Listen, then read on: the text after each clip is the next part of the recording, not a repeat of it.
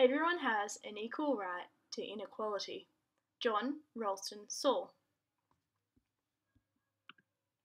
Students within Australia are treated the same regardless of their ability and the speed that they work through learning activities. The treatment of all students as a homogenous group leaves students that do not fit into the middle ground disillusioned by the education system. According to research conducted by LeSIG, gifted students are disadvantaged by teachers that hold negative perceptions of these individuals. Additionally, this research suggests that 2/3 of the participants within this study believe that two intervention strategies that have a strong empirical research base were not effective. This research reflects the idea that teacher attitudes towards gifted education must change and begin to reflect the vast amounts of research that negates many of these myths surrounding gifted education. Therefore, throughout this presentation, I will focus on the extensive research that nullifies 3 myths that surround gifted education. The 3 myths that I will focus on throughout this presentation include: gifted children don't need any help, gifted students are a homogenous group, and gifted education is elitist. These 3 myths have presented themselves throughout the literature as reasons that teachers do not differentiate classwork or implement intervention strategies that allow a diverse group of students to flourish and develop their natural gifts into talents. However, throughout this presentation, it will become clear that gifted students require just as much attention and individualised learning as students with a disability, which will ensure these students achieve their personal best.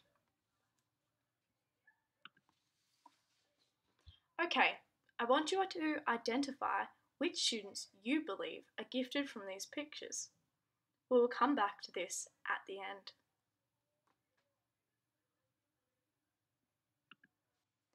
Gifted students are a homogeneous group. How and why have these myths emerged? According to a myriad of sources, it is clear that gifted students are a diverse group of individuals with differing abilities in a variety of domains. Gifted individuals come from a wide variety of cultural groups across all socio-economic statuses and excel in a variety of domains. The reason the myth surrounding gifted students being a homogeneous group has been perpetuated by many teachers over the past few decades is due to the pitfalls in the identification of gifted students. One of the major issues associated with the identification of gifted students is associated with the types of tests utilised to identify gifted individuals. Many tests are culturally exclusionary and therefore lead to low numbers of diverse students being placed in gifted education classes. Carmen found that there was an underrepresentation of students with a physical disability, those learning English as an additional language, students from low socio-economic backgrounds, and students from a diverse cultural background in gifted education classes. This therefore perpetuates the idea that gifted students do not come from diverse backgrounds. These diverse students require different identification procedures to ensure that their abilities are valued and developed through the education system to ensure they are able to flourish. Carmen found that regardless of ethnicity, grade level taught, or other potentially mediating factors, many teachers hold stereotypes about gifted students that could potentially interfere with their ability to accurately nominate students for participation in gifted programs. Therefore, relying on teacher nominations can be detrimental to gifted students, and other procedures should also be utilised in the identification process. It is also important to utilise multiple tests in the identification process, which will ensure that a range of students are admitted into a gifted program. Additionally, these tests should align with the specific domain that the individual has shown to have a gift in. According to Harris, identification procedures may include the use of non-verbal testing as part of the comprehensive identification process, in addition to teacher referrals. Non-verbal testing allows students from diverse backgrounds learning English as an additional language to show their abilities. Harris also suggests that teachers should work with other teaching staff to discuss students that they believe may have a high ability in a particular area. This will ensure that students from a range of backgrounds are identified as gifted. Therefore, the myth that gifted students are a homogeneous group has been perpetuated by the skewed domination and identification process that excludes students due to their diversity. How may these beliefs affect gifted children? Students that do not have their needs met within the classroom are likely to underachieve and not achieve their personal potential. Gifted individuals that are not provided with the support and alterations they require will constantly underachieve. The term underachievement, as defined by the literature, is a major discrepancy between an individual's projected ability and their level of achievement. Underachievement is a complex anomaly that occurs within the gifted population and stems from a number of issues that face this group of students. Some of the reasons for underachievement include low self-concept, low levels of motivation, and boredom by the lack of stimulation within the classroom. The major issue associated with underachievement is that it may be difficult to identify and will lead the student to become completely disengaged and potentially drop out of the education system altogether. Additionally, underachievement is difficult to reverse within the classroom setting, as a student may have gaps in their knowledge or have psychological issues that further alienates them from gifted students.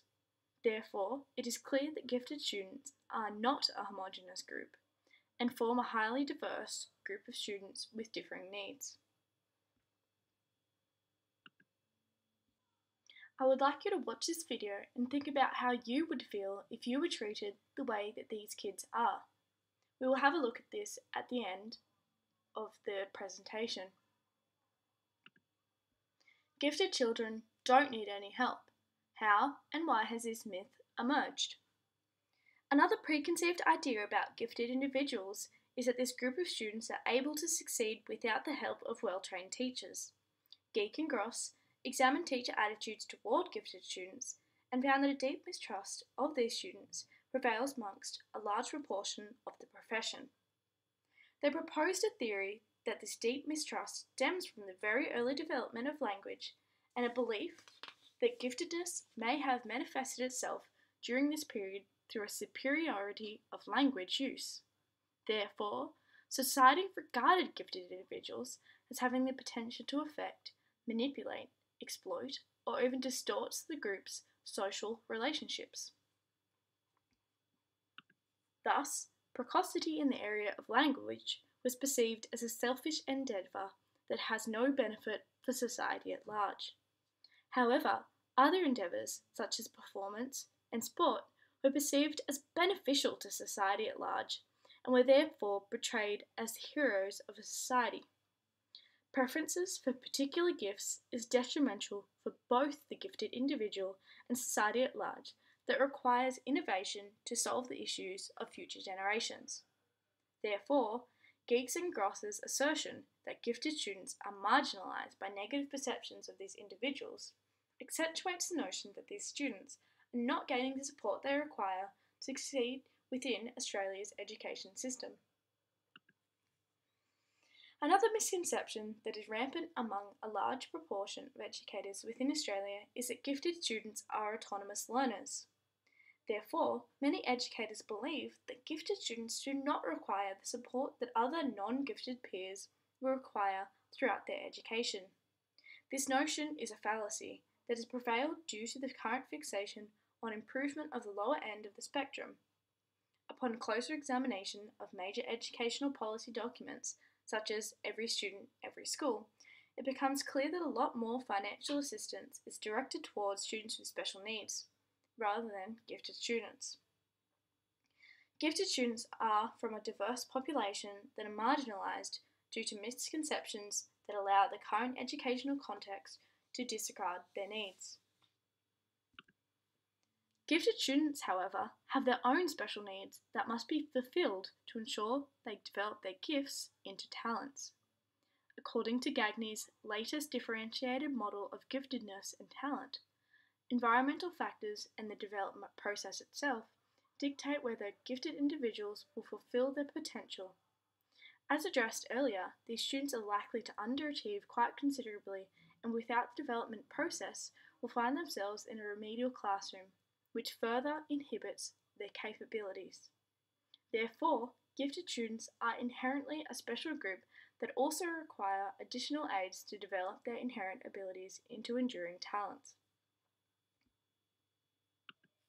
How may these beliefs affect gifted students? Gifted individuals do not receive the resources they require will develop frustration, boredom, and low levels of motivation. The most detrimental long-term outcome of a lack of enrichment is low levels of motivation that will lead to reduced levels of participation within the classroom. Additionally, a student with low levels of motivation will lead to low goal valuation, which is essential to progress and flourish. The long-term effect of low goal valuation relates to a student's motivation to challenge themselves and engage with academic tasks that are perceived as difficult.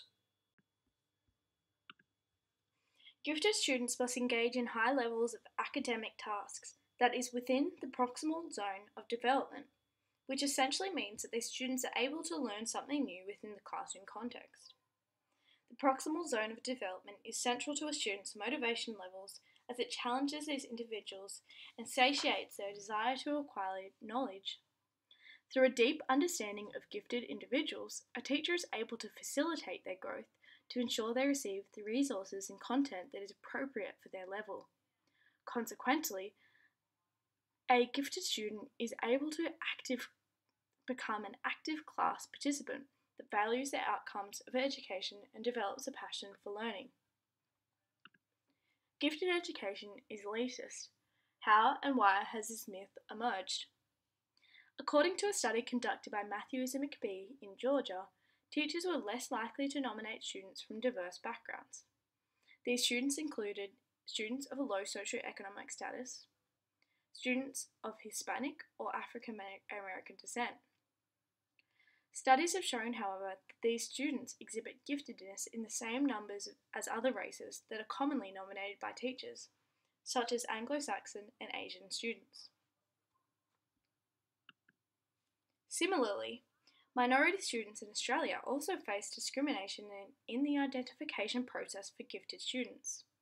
Chaffee, Bailey and Vine studied the dynamic tests for the identification of gifted Indigenous Australians, due to a common belief amongst academics that the low representation of Aboriginal children in Australian programs for the gifted suggests that identification of academic giftedness in Aboriginal children is an issue in need of further investigation. According to a report released by the Council of Australian Governments, Indigenous students had significantly lower academic results than non-Indigenous students. A large percentage of these students would therefore be classified as gifted underachievers that have been isolated by the institutional discrimination evident within the Australian education system. Thus, the reason gifted education has been perceived as being elitist is due to the lack of diversity present within many gifted education classes. However, with the research of prominent academics such as Chaffee, Bailey, and Vine, Indigenous representation in gifted programs will increase. Additionally, gifted education is perceived as elitist due to the notion of fairness. The term fair has been interchangeably utilised as a synonym for the term equal. Equality refers to access to the same services, social status, and freedoms, while fair refers to the treatment of people free from discrimination and preferences. The goal of gifted education is to allow all students to achieve their potential, which is also the purpose of special education. Gifted education seeks to teach students something new every day. By teaching all students in the same way, gifted students are unable to learn something new and engaging on a daily basis. Passau, a prominent researcher within the domain of gifted education, has developed 3 framing questions on how to decide what content all students should have access to and what gifted students should have access to. These questions are: should all students learn this way? Could all students learn this way? And would all students want to learn this? These 3 questions can be utilised as a foundation to understanding equal access to particular knowledges. Cooper also conjectures that all students are not able to access particular ideas due to their strengths and weaknesses in particular domains. Consequently, gifted education is a way to ensure that all students gain access to the information that they require to achieve their highest potential. How may these beliefs affect a child? A teacher that believes gifted education is elitist will inevitably teach all students in the same way to ensure that their classroom promotes equality.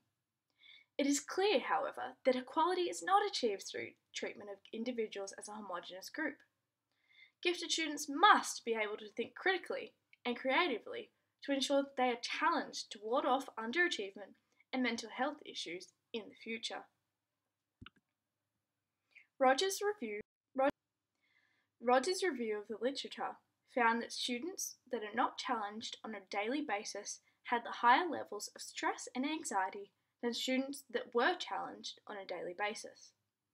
Rogers also articulates the notion that anxiety is a factor that may contribute to underachievement of gifted individuals and begin a cycle of anxiety and underachievement. Rogers also suggests that gifted students will eventually become disillusioned by the education system and either drop out or underachieve quite considerably. To achieve real equality within the classroom, a teacher must cater to the needs of every student. Consequently, every student will have the ability to flourish and achieve their personal best, regardless of their ability level. Gifted students are diverse and therefore have different needs, levels of ability, and areas of interest. Therefore, gifted students must be treated as an individual and have their needs met in a unique way.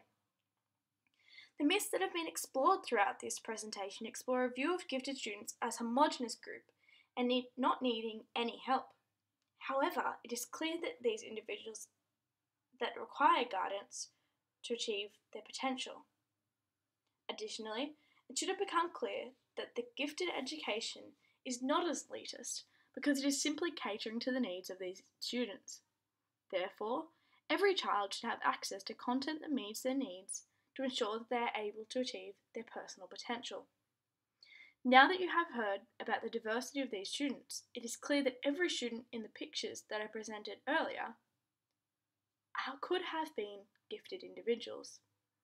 Therefore, it is important to reflect on your own practices in identifying gifted students without prejudice or discrimination.